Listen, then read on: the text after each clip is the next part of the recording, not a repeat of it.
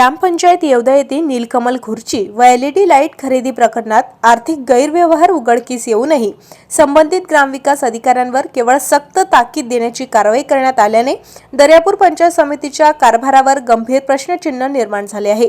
मिळालेल्या माहितीनुसार ग्रामपंचायत येवदा येथे खरेदी करण्यात आलेल्या साहित्याच्या दरांमध्ये मोठी तफावत आढळून आली।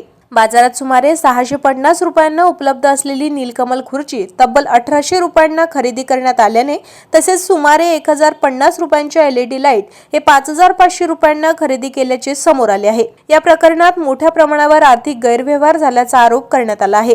या संदर्भात भारतीय जनता पार्टी अनुसूचित जाती मोर्चाचे जिल्हाध्यक्ष नकुल सोनटक्के यांनी अधिकृत तक्रार दाखल केली होती। तक्रारीच्या अनुषंगाने दर्यापूर पंचायत समिती स्तरावर चौकशी करण्यात आली। चौकशीत ग्रामपंचायत येवदा येथील ग्रामविकास अधिकारी अरुण रायबोले यांना दोषी आढळल्याची माहिती समोर आली आहे। मात्र दोष सिद्ध होऊनही दर्यापूर पंचायत समितीचे गटविकास अधिकारी BDO यांनी संबंधित अधिकाऱ्यांवर कठोर कारवाई करण्याऐवजी केवळ सक्त ताकीद देऊन प्रकरण निकाली काढल्याने संताप व्यक्त केला जात आहे। या संदर्भात प्रतिक्रिया देताना नकुल सोनटक्के यांनी आरोप केला आहे की लाखोंच्या खरेदी गैरव्यवहारात दोष सिद्ध होऊनही केवळ सक्त ताकीद देणे म्हणजे भ्रष्ट अधिकाऱ्यांना वाचविण्याचा प्रयत्न आहे। प्रशासनाने भ्रष्टाचाराकडे डोळेझाक करून पाठवाड काढण्याचा हा प्रकार आहे।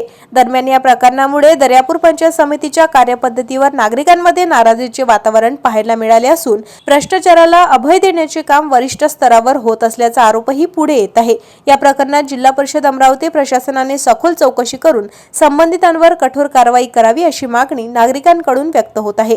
ताज्या घडामोडी आणि आपल्या शहरातील बातम्या बघण्यासाठी नंबर 1 न्यूज चॅनलला सबस्क्राइब करा, शेअर करा, आपल्या प्रतिक्रिया कमेंट बॉक्स मध्ये द्या। आपल्या बातम्या नंबर 1 न्यूज चॅनलवर बघण्यासाठी 99 21 58 96 63 या व्हॉट्सअपवर मेसेज करा।